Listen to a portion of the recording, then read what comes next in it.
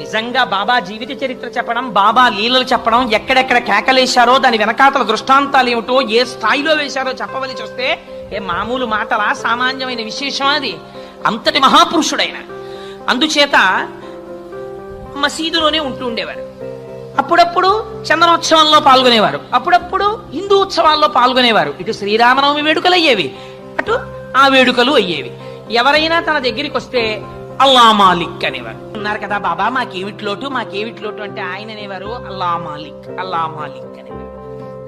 అల్లా మాలిక్ అంటే నీకు నాకు కూడా ప్రభు ఒకడు ఉన్నాడు, ఆయన అల్లా.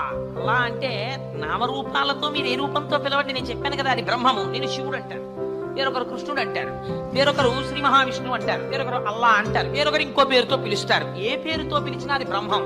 నామరూపాల స్థాయిలో దెబ్బలాడుకోవడం అసహ్యకరమైన విషయం.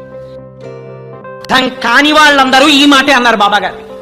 ఎంతమందికి బాబా అర్థం కాలేదో వాళ్ళందరూ బాబా అప్పుడప్పుడు పిచ్చి కేకలేస్తారన్నారు. అంటే నీకు అర్థం అవ్వలేదు బాబా. బాబా యొక్క జ్ఞానస్థాయి నీకు అర్థం కాకపోతే అప్పుడప్పుడు నీకు ఆయన పిచ్చివాడిగా కనపడతాడు. ఆయన మహాజ్ఞాని. అందుకే ఉన్మత్త శేఖరాయ నమః ఆయనప్పుడు శివాంశతో ఉన్నాడు. నీవు చేసేటటువంటి వికృతమైన చేష్టితములు చూసి సంప్రదాయం పట్ల, రిచువలిస్టిక్ పూజ పట్ల మనస్సు నిమగ్నం చేయకుండా, జ్ఞానంతో నిన్ను నువ్వు ఉద్ధరించుకోకుండా నిన్ను నువ్వు కట్టడి చేసేసుకుంటే చూసి అసహ్యించుకుని ఆయన చేసిన కేకలు నీకు పిచ్చిలే కనపడ్డాయి తప్ప ఆయన పిచ్చివాడు కాడు. ఆయన పిచ్చిని అర్థం చేసుకోలేనటువంటి స్థితిని ఇది. అందుకే ప్రపంచంలో మహాజ్ఞానులందరూ పిచ్చివాళ్ళలా కనపడ్డారు.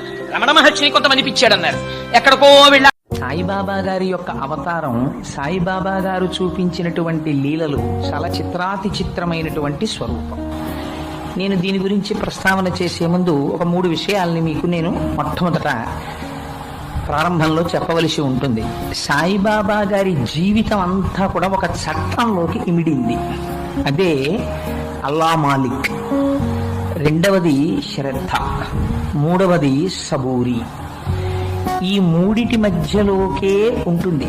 మీరు జాగ్రత్తగా పరిశీలన చేస్తే ఆయన చేసినటువంటి లీలలకి సంబంధించిన అన్ని విషయాలు ఈ మూడిటిలోకి కనపడుతుంటాయి.